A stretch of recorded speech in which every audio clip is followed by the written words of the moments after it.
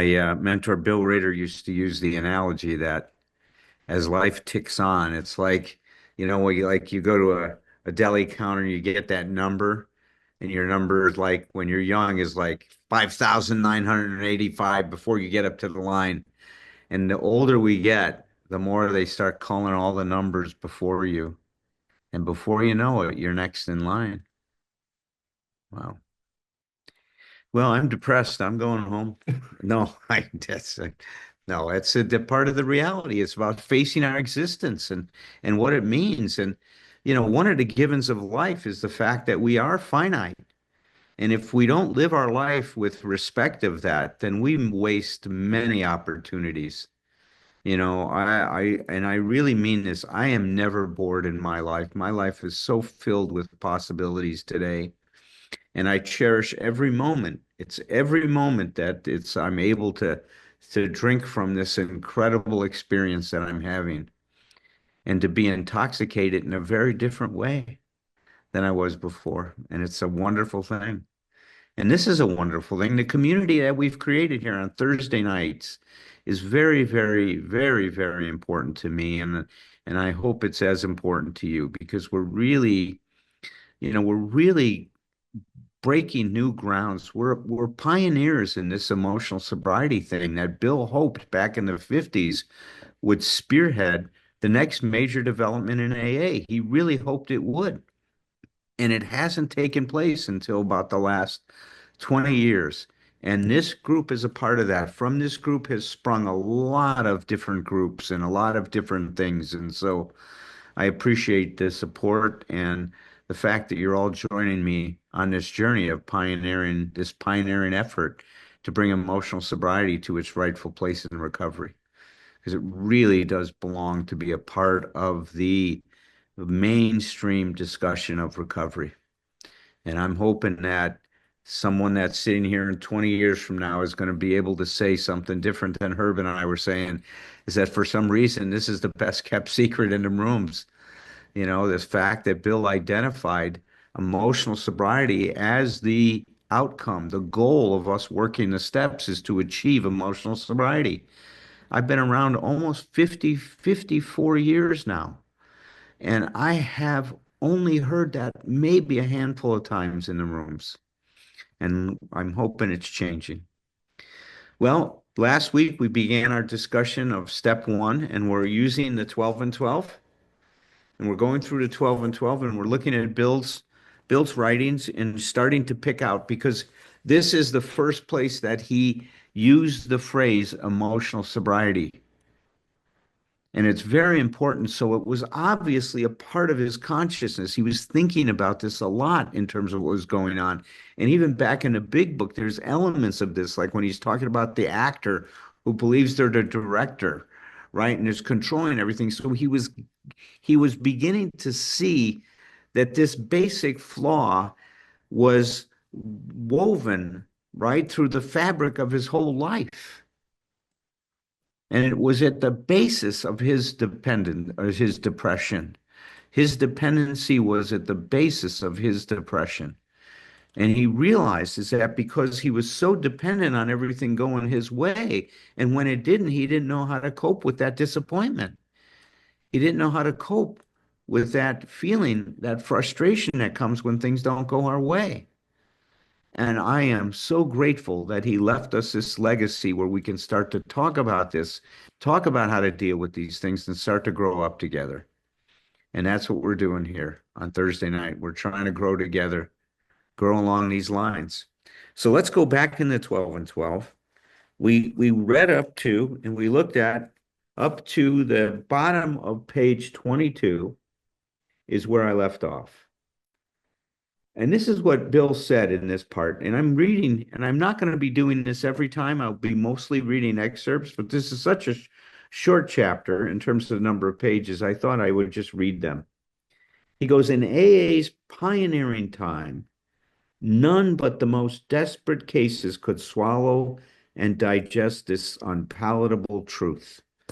Well, how does that relate to emotional sobriety? Well, Ernie Larson said a great thing in one of his books, and I think it was in Stage 2 Recovery. It might have been in Destination Joy. But there are two first steps.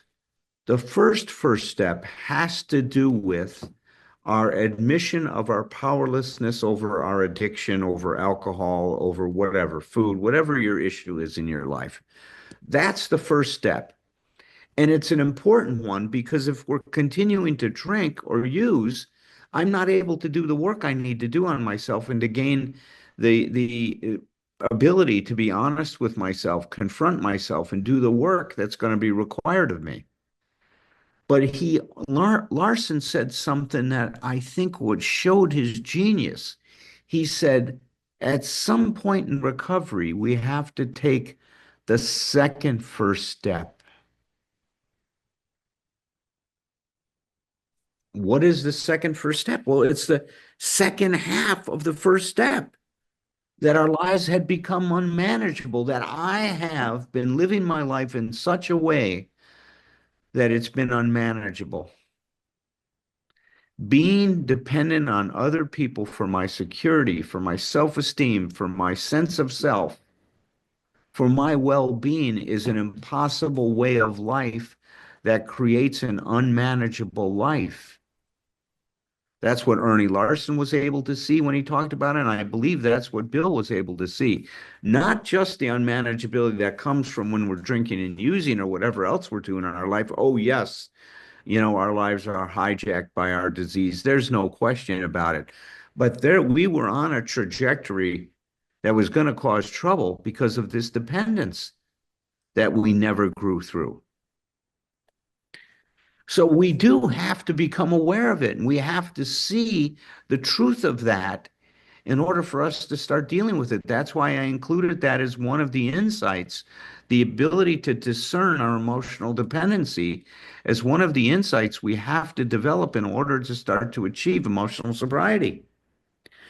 Excuse me. He goes on to say, even these last gaspers often had difficulty in realizing how helpless they actually were, but a few did, and when these laid hold of the AA principles with all the fervor with which the drowning man seizes a life preserver, they almost invariably got well. Well, the same is true here. When we realize what we've been doing and that we've had the wrong kind of dependency, a dependency that is not enhancing our experience in life. And sometimes we don't get that until our life has completely blown up. And I've seen this happen to so many people in recovery. They go to meetings, they're working the steps, but they've never faced their emotional dependency. And it's the fly in the ointment. It's the monkey wrench in the gears. It's going to show up and it's going to cause trouble at some point in our life. And when we get it, and when you do get it, and we hear people sharing about that all the time, our life can change in big ways. He says that's why the first edition of the big book of Alcoholics Anonymous, published when our membership was small, dealt with low bottom cases only. Many less desperate alcoholics tried AA, but did not succeed because they could not make the admission of hopelessness. Same is true here.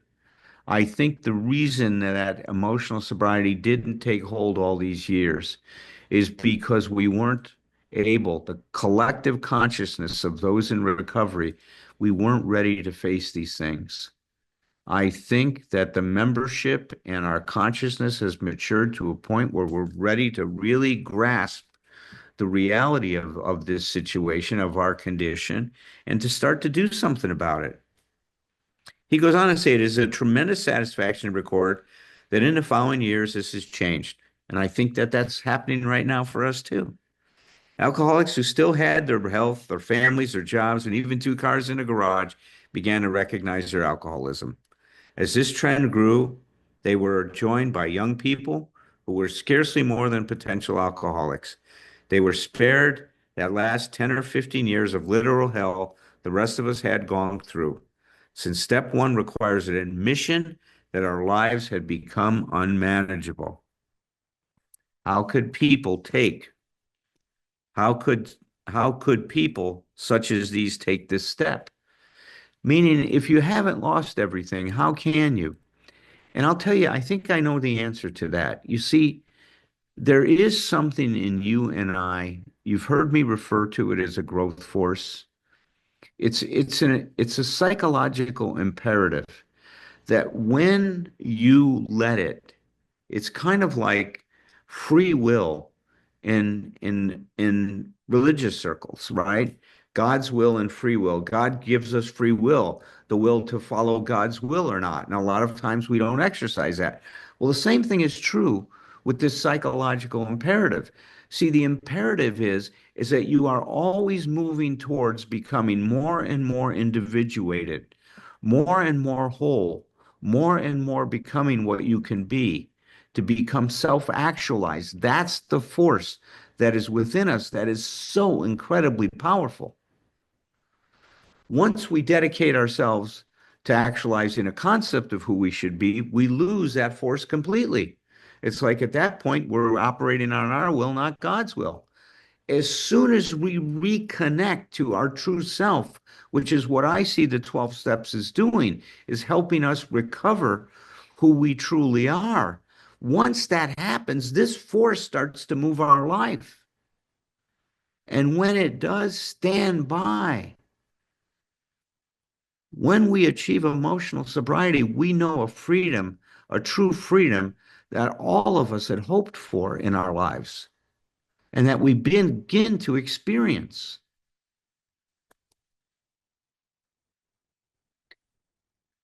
Bill goes on to say, well, it was obviously necessary to raise the bottom the rest of us had hit to the point where it would hit them.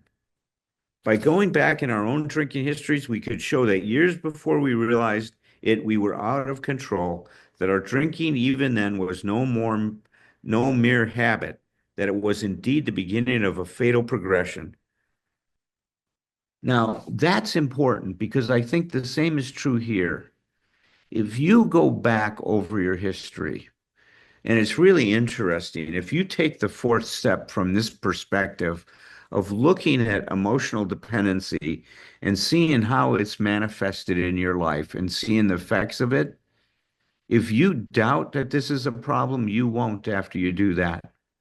If you go back and look at every time you've been upset and start to ask yourself, what was the unhealthy dependence and the consequent demand? You will get a whole new insight into your life and in terms of the forces that were controlling you and your behavior. It's incredible how that formula that Bill talks about when he's relating it to alcohol works for those of us achieving emotional sobriety.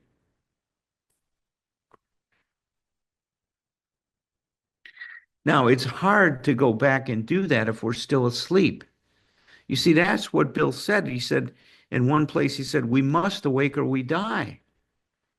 Gurdjieff says it that we're all asleep, dreaming that we're awake. You see that when we are operating from the idea that the consciousness I have is the only consciousness available, we are asleep. And what is happening as we start to come out of this trance, I like the word that Herb uses a lot to describe that, is thawing out. But as you start to wake up from the trance, you start to see things so differently. And that's what this first step is about. It's breaking the trance. It's coming out of our trance. It's starting to wake up to what the reality is and how our emotional dependency has controlled us in our life.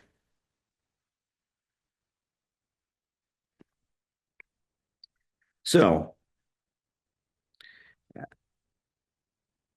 why all this insistence? He goes on, I'm skipping a few paragraphs. Why all this insistence that every AA must hit bottom first? The answer is that few people will sincerely try to practice the AA program unless they have hit bottom. For practicing AA's remaining 11 step means the adoption. Now, here's where the emotional sobriety comes in. The adoption of attitudes and actions that almost no alcoholic who is still drinking can dream of taking. We can replace that with that no person who still believes that emotional dependency is the right way to be in this world can dream of taking. If you believe that people and places and things are supposed to adhere to your and conform to your expectations, and you're not ready to let that go, you're not going to be able to see the truth. You're not going to be able to experience the freedom that emotional sobriety offers. He goes, who wishes to be rigorously honest and tolerant? Who wants to confess his faults to another and make restitution for harm done? Who cares anything about a higher power, let alone meditation and prayer? Who wants to sacrifice time and energy in trying to carry AA's message to the next sufferer? No. The average alcoholic, self-centered to the extreme, or in the extreme, doesn't care for this prospect unless he has to do these things in order to stay alive himself. Well, how about if we think about doing these things to be alive, not to stay alive? Emotional sobriety is about being alive, not staying alive. We're doing these things because it's going to create the best possible experience that we can have in this life. It is to experience emotional autonomy, to experience our freedom, to make choices, to not be reactive, to let the best of us speak for the rest of us. So that when we walk away from a situation, we can feel good about ourselves, that we showed up in a way that we brought a higher consciousness to the conflict, that we brought a higher consciousness to whatever we're struggling with. That's what the first step is propelling us towards. That's the importance of the second first step. Stimulating an awful lot of comments and staying with the text of the 12 and 12.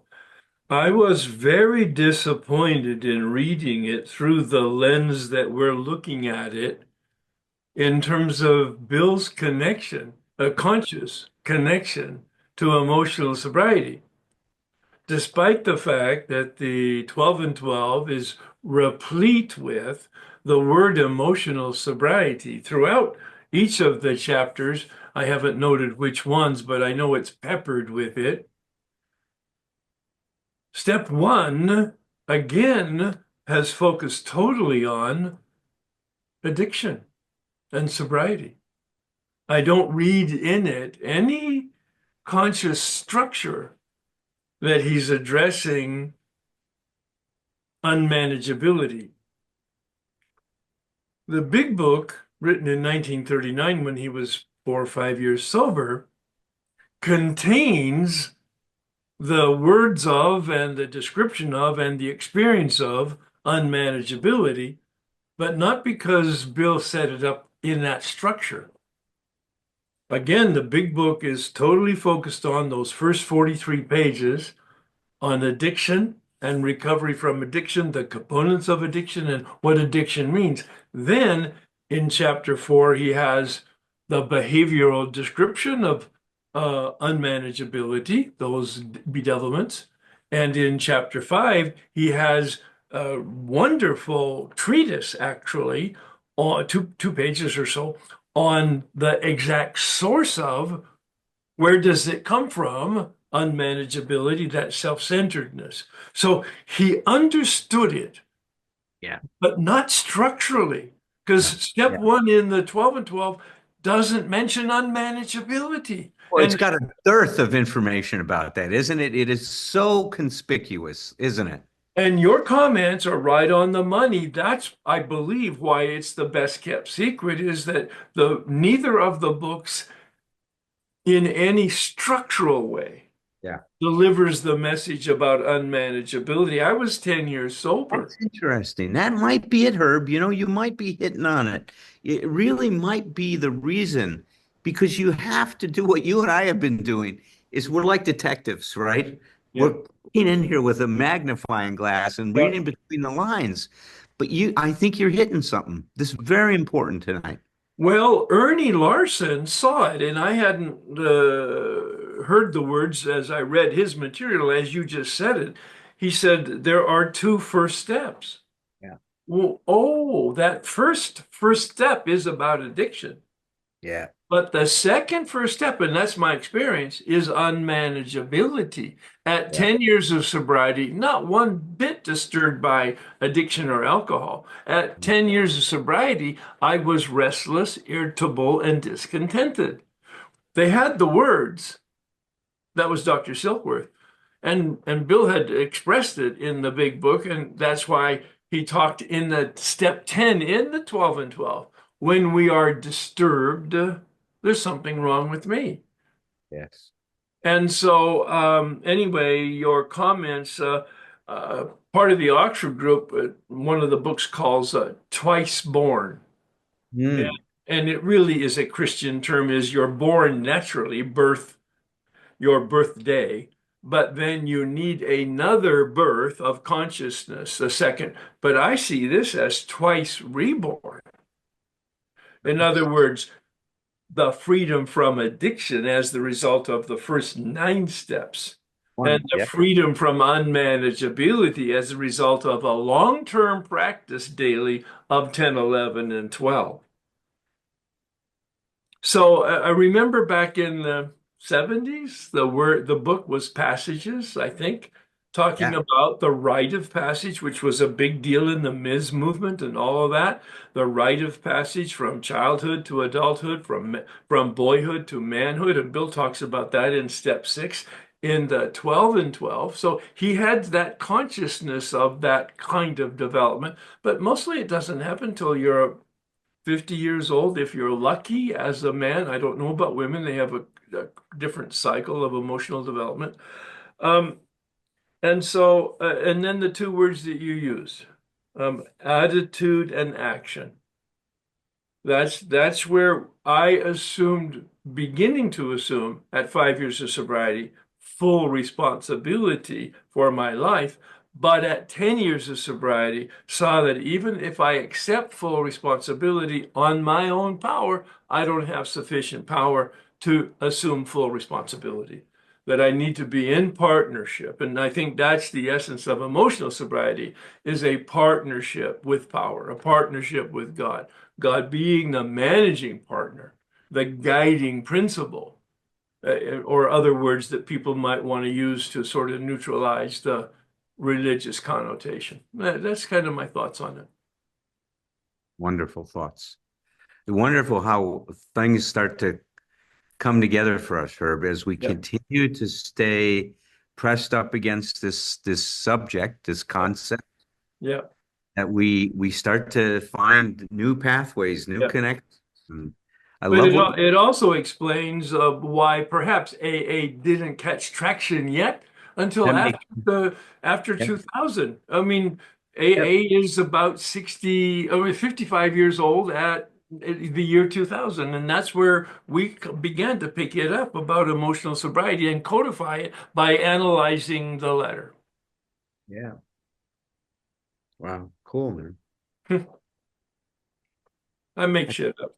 feel like I'm on an acid trip here. This was fun.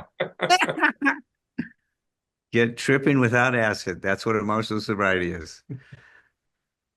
Consciousness is a trip. Well, it is. That's what we're finding, man, Yeah. is Yeah. that that's what you and I have discovered here. And that's why, I hear you, at your young age, still more excited about this than when we first started talking about it. And I'm in the same place. I mean, I'm sitting here, I got goosebumps tonight that from this discussion. It's fantastic. Thank you. And Julia, what are your thoughts? What are you thinking about? Um, I mean, yeah, first of all, I wanted to thank you for the suggestion to do the fourth step around emotional dependency and what's the consequent demand. I'm getting ready to do another fourth step from a different perspective, and it's been like about 4 years since I've done like a full fourth step. So I'm excited to see what it reveals. I think I'm able to be a little bit more honest, just because things have been revealed, and I'm hopefully my defenses are less up. Um, and two thoughts I had, I guess, was around the unmanageability. For me, I think a lot of it came from and still comes from avoidance. those are driven for me by grief and shame and fear and the idea that I won't be able to handle it, whatever it is. Um, and the other thing that I don't, oh, you keep talking about the false self, which is a really interesting idea to me. And I think where I'm at in my development um, is even seeing where that comes up in my life and being aware that I have a choice to not act from that. Sometimes I have a choice to not act from that false self and to relax into being my, I guess the better part of me. I can't always do it. But it's kind of fun to try. And it makes me think of, I had another sort of spiritual teacher. His name was Seamus O'Connor. And he talked about the first step and the self being, I'm going to mess this up, but bear with me, that we're these people that think we have to be like a cherry tree, and we try so hard to, we also think that a lot of the time that we're bad people trying to be good instead of sick people, trying to heal and be well. And, no matter how hard I try to be a cherry tree, if I'm really an apple tree, like I'm never going to be a great cherry tree. Like maybe I'll pop out a couple of tiny bitter little apples, right? But the second I realize, oh, I'm an apple tree, I can grow and I'm aligned with, not I don't know if I believe in what I'm supposed to be, but I'm aligned with what's possible for me, what are my own strengths. Um, it's amazing what's possible. And I guess where, yeah, I'm at is starting to discover that. And that it's good to be an apple tree. Like a cherry tree is not better, it's fine. People like apples. So You those are know, my many thoughts. people many people have said this from different perspectives, is like bush doesn't want to become a rock. It's just Right. okay being a bush. A Yeah. dog doesn't want to Doesn't be a want to be a cat. cat. He doesn't sit Cat around, doesn't he want to be a doesn't sit dog. around I going, mean, I wish I we're was a cat, we're the only species. We're the only species because of our cerebral cortex that can think of ourselves as being something other than we are, which is a blessing. I mean, our imagination is incredible. It's done some amazing things, but it is also a curse. It's a two-edged sword. It is. Somebody asked you again, when you're doing a fourth step from this new perspective, what does that mean? uh I'm just answering it and the You are. emotional dependencies and what's the associated demand That's consequent demand. What is it that I think I should have or that should be happening that I is not what reality is? Herb does a great job of this in his workbook, Herb. Why don't you mention that real quick in terms of how you help people with the fourth step in that? In 3 minutes. In 3 minutes or less, please, Herb. The big book has what I have interpreted and been taught column 3 with regard to resentment and column 4. There's no column 4 officially, but they take the last paragraph in the suggestions about how to do the resentment inventory and turn it into a column 4. Column 3 has words, but no definitions and no explanation as to how to use the words. So the people I've worked with have definitions and explanations. Having said that, column 3 is about my beliefs, the lenses through which I look, the delusions of the myth of my story. And when I begin to look at it in a way that have been taught to do, I begin to see, embarrassingly enough, the beliefs I have had that are delusions and a lie. And then I go to the fourth column, which I've never considered, which is my role, my responsibility, my reaction, my contribution to my thoughts and my feelings and my attitudes and my resulting consequences. And I take full responsibility for the very first time at around 7, 8 years of sobriety for all of me and the life that I have. And it's a process. I spend about 4 months in step 4. At least 3 of those months are in those column 3 and column 4 to help people break the code. I call it break the code, to see the Well, turnaround. in that sentence, the incomplete sentence work that you do with them. See, tell them about that. See, that to me is a key that nobody does. No, you do the incomplete sentence work. So Well, you tell you them have about them it. say, if, Yeah. if this person would have done this, what it would have meant to me would have been this. See, Yeah. you Or break the code, you break the code. See, that's where you see where the emotional dependency has created this unenforceable rule.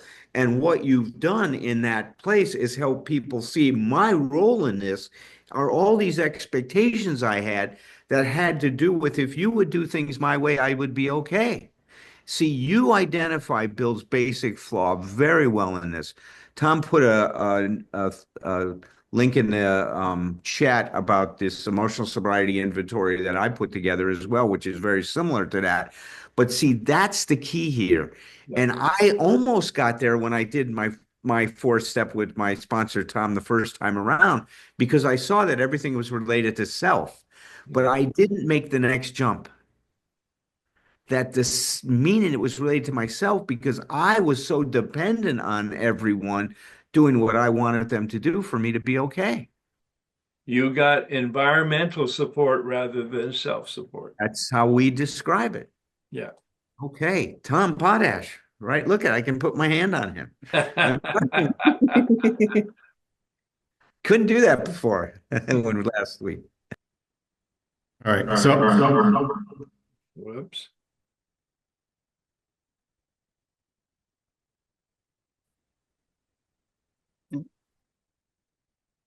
hello. All right. Leave your mic on. Okay. I'll just come in here. Hey, folks. So what struck me was when Alan talked about the potential alcoholic, right? Because I think that was me. I came in at 18. I had a drug problem that had no lingering effect in terms of cravings or urges, and it's something I overcame pretty quickly. What what remained was the unmanageability. Absolutely, that uh, when I started to get past the pink cloud in the first couple of years, was just how the bedevilments, not even knowing that they existed at that point, but the bedevilments in the big book really just kicked my butt. And that bottom, that second bottom of unmanageability drove me into doing the work. And what something I thought of when you mentioned, what that led to was I went from being like a potential alcoholic to using this recovery to become a potential human, right? Like once that stuff cool. started happening, it's like, oh, I can let go of this identity that I carried forward from my family members and my neighborhood, and it was some really compelling stuff. The excitement of like, listen, I grew up in a very white neighborhood with a lot of preconceived notions about race and the people from other neighborhoods and other towns and like once I started realizing like I didn't have to carry that stuff around anymore. It was so liberating, and like the idea that I could start to rebuild my identity and let go of this stuff. Some was much more entrenched and unconscious than others, but that potential was really what gave me that opportunity. And the good news is, I had to hit kind of all the, what they say, like I hit every stair on the way down to get to uncover the next thing and the next thing. And when I sat down with a sponsee this morning. He's got about like 100 something days, and we're talking step 2, and we're talking about unmanageability. And like him trying to grasp an idea of a power greater than himself, and what does being unmanageable mean? And I used the idea of fighting against reality. Like the reality stream is just going here, and me not willing to join reality is where my unmanageability manifests. And he's like, got it. You know, that he understood, and he was willing to, use that to help understand a power greater than himself. So How long were you in the program before you took your first step? it had to have been 5 years. What's that? 5 years. First 5 years? After 5 years? 5 years. 5 years I hit a bottom. I was near suicidal, and went to do some codependency work at Karen Foundation, and really realized how untreated I was. Wow. Yeah. Yeah. Yeah. Well, thank you, Tom, for sharing that. Wow. Well, this has been very good. I mean, we're going to be going into step 2 next time. I'm just going to share a little bit about what I'm doing tomorrow up here in Vermont. There's a program that was started by Trey Anastasio from Fish, the guitar player who's in recovery. And he decided he wanted to create a very different kind of treatment program, and it's called the Divided Sky. And it's up here in Vermont. It's not far from where we're at. I can't remember what city it's in. But what they've done is they've taken emotional sobriety, and it's part of the curriculum that they take everybody through the program. And it's the only program I know of in the United States that's doing that. So whenever I come up here to speak at the Wilson House, they invite me over. So I'll be spending the whole day tomorrow at Divided Sky with all of and they don't call them patients, they're residents, because it's not a treatment program in the way that we would think about it. People go up there to check into a space where they can do some work on themselves, like at any stage in their recovery. Some people are just starting out, some people have long-term sobriety, but they do a remarkable job. There's no therapy, it's an educational model only. But when I go in, I do a lot of therapy. I can't help myself. That's the thing I love doing a lot of. All right. Well, we're going to call it an early night because I've got a busy day ahead of me tomorrow. So we'll see everybody next week. And next week, we'll dig into step 2.